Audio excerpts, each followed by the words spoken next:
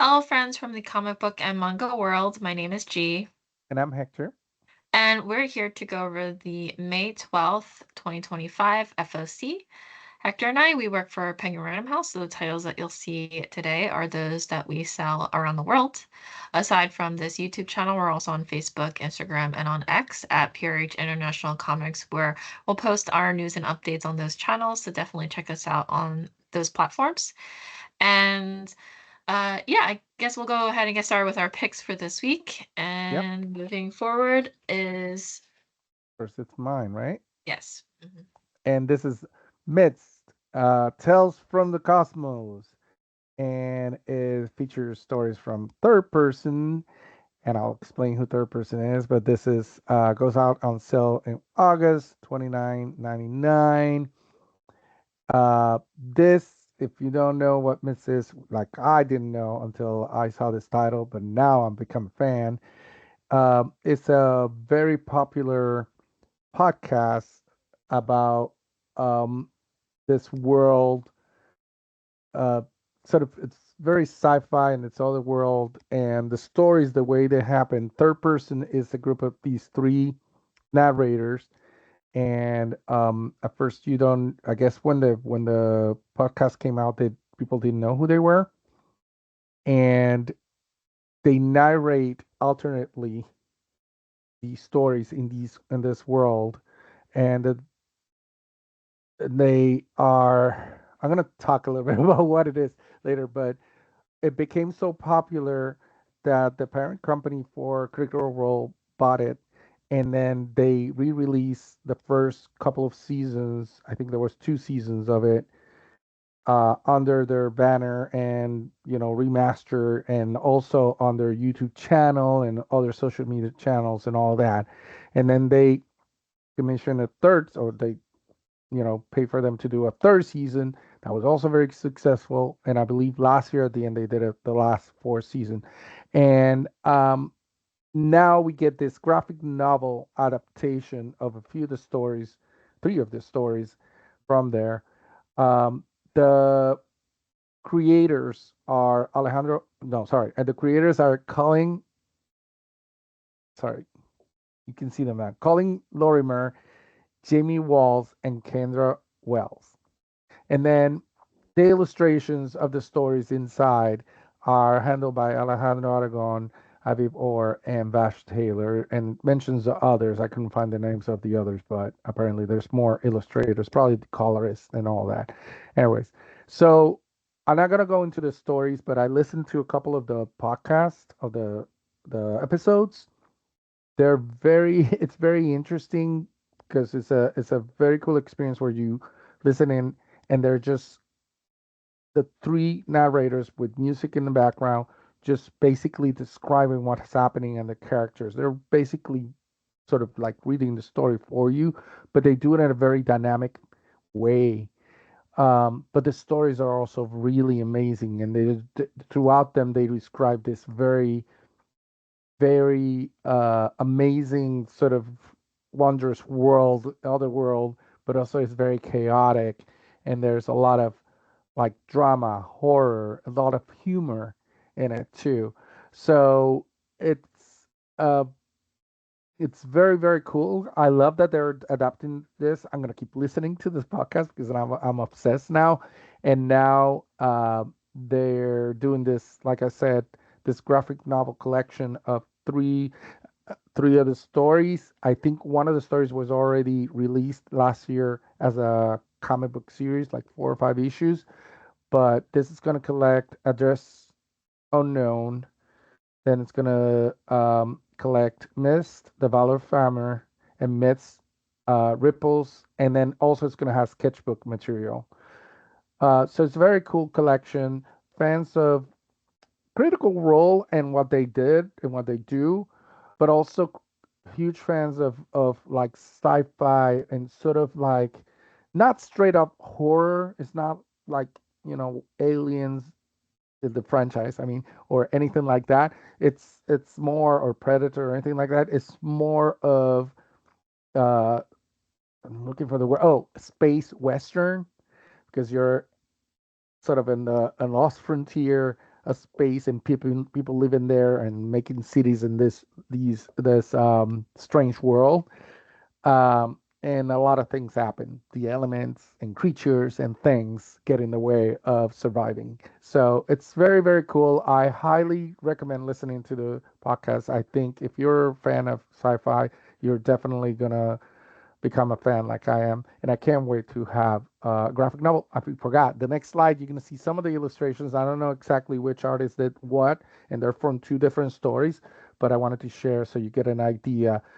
And I picked two very action-packed illustrations. I just realized, but there's also like a lot of drama. Like I said, there is a lot of drama in these.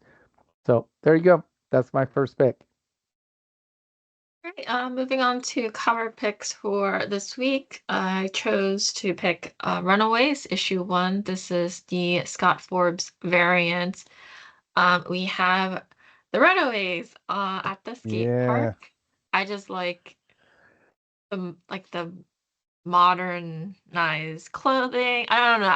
yeah, I don't know. There's just something about, I don't want to say modernized because they've always been like these young kids that, yeah. But mod are very fashionable. updated to our times. Updated, updated to our times. Yeah, yeah. I don't know. I just really dig the cover art here.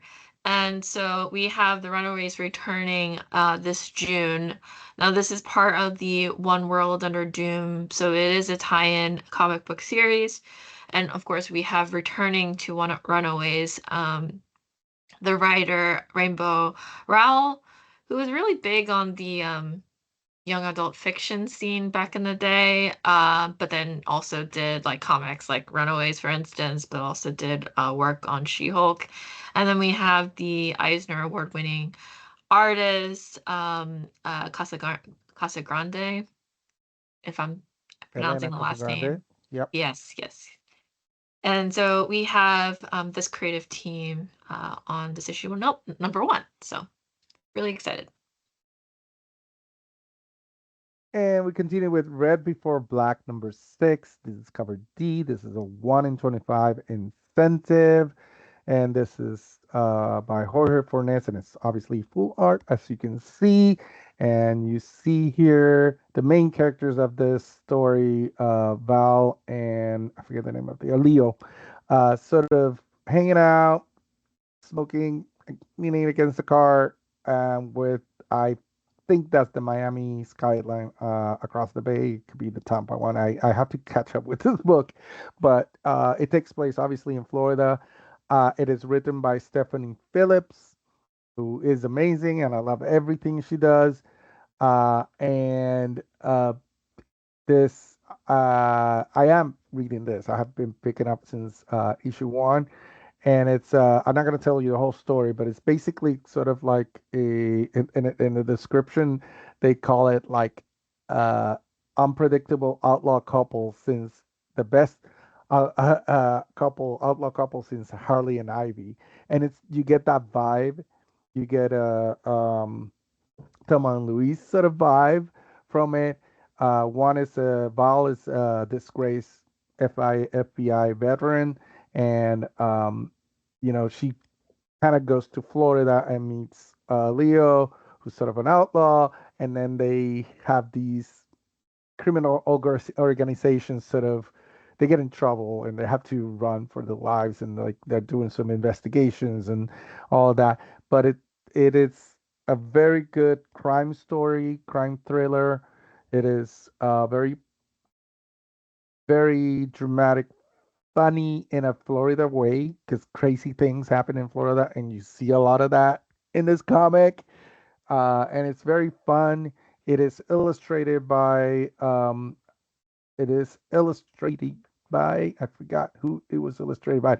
Yes, Goran Suka, sorry, who is from Croatia. It's amazing. And obviously, this cover is by Jorge Fornes, the Spaniard artist. Very beautiful, very Florida, very South Florida, especially with the palm trees and a parking lot. And you see the skyline at the end, and somebody smoking next to a car, which is also very Florida. So there you go.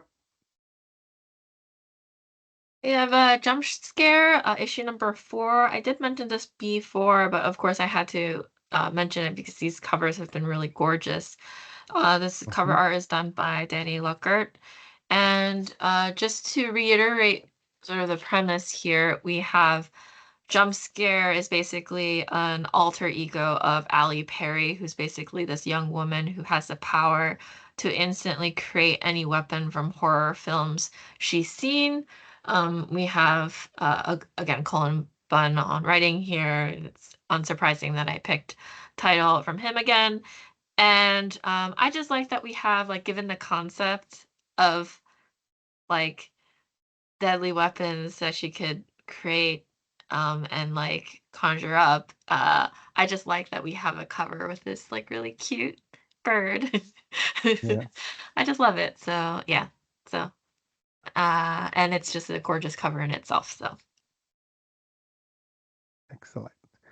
And we continue with Ultimate X-Men number 16, Corin Howell, his Ultimate Special Variant. I'll talk about that in a second.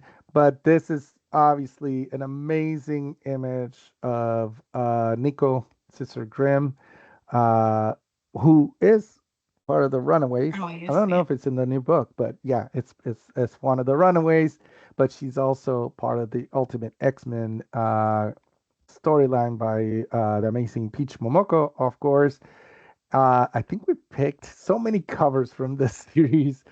I can't believe we're already at issue number 16. But this is, even though it's not Peach Momoko, it's such a, it fits in so well with the Peach Momoko book. And Corinne Howell, if you don't know, she is an amazing artist. I know she has a her own series of over at Valiant, Lilith, I think it's called.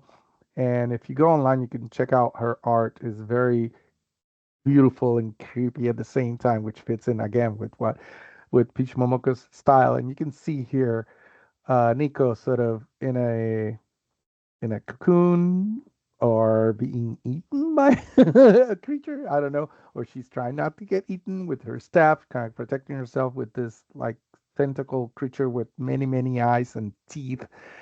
It's very creepy and very cool. And Nico, you know, again, a character who's in Runaways, who I'm a big fan of that, but also recently showed up on the new Spider-Man animated series. What is it? Friendly Neighborhood Spider-Man. She shows up there, and that character, well, Nico, not without the powers yet, but very, very. I guess there's a lot of attention on that character, so it's cool to have such a beautiful image from it from her. Very neat. All right, so this is actually going to be our first FOC with Distillery, which is very exciting. And so I did want to point out Warm Fusion issue number 5 from Distillery. This is cover E. This is Sebastian Famara variant. And the concept of this story, it is set in New York City, but it's like over 2 decades into the future. And this future is like riddled with crime, radiation from a terrorist incident in Times Square, genetic mutations sort of form as a result of that. But those mutations also are caused by this like life-saving cure, so to speak. And so, really, when you get started into the series, if you haven't done so already, I highly recommend doing so. But there's basically these series of murders tied to the city's brothels. And we have an escort named Vin who cosplays as Snow White, which is very much the cover, like the cover Yeah, here with the apple, like positioned by this person's face on this beautiful cover that you'll see here. And Vin, who's basically one of the victims, decides to help find the killer or killers, in the plural term, who are yeah, responsible for those series of crimes. So Vin uh, reluctantly joins forces with Jared Hanover, who's this like lone cop who's assigned to this case. And the two are basically led to this biotech megacorp that launches this cellular metal called warm fusion, which is the namesake of this title. So warm fusion is this technology meant to replace prosthetic limbs. And so they confront this sociopathic scientist and his monstrous alter ego named Mr. Barnaby, um, and the hideous monster that he's been secretly creating on his own and like kind of hiding away. So there's like deep mysteries that have to be revealed here. It's an interesting concept, beautiful art. We have this like fairy tale Snow White-esque biotech, you know, you know what I mean? And this it's such as an it's sort of kind of like a cyberpunky type of, if you're into that, this is something that I highly recommend looking into. So Yeah. again, we're FOCing this on this FOC the May 12th for issue number 3. And going into a Yay. piece of news, Made in Abyss is getting a smartphone game and Yeah. would be the perfect opportunity, that logo that you see on the screen here, that I can't read because it's in a different language, is like part of the announcement that they made recently with the game. So, of Hmm. course, in preparation, you should check out the source material that it's Yeah. influenced from. So we have the volume 1 cover image listed here. So it's the the smartphone game adaptation. Um, it's the game itself is going to be called Made in the Abyss, an unbearable and mysterious journey. If you're trying to look for it to download, that's the name that you would want to look for. But not only do we have a very successful anime series on top of the manga, of course, this is something that gamers everywhere is going to be looking forward to. So, yeah. Yeah. Can't wait to go down into the abyss. Hopefully with Rico and Red as I play as their characters. Hopefully. Very cool.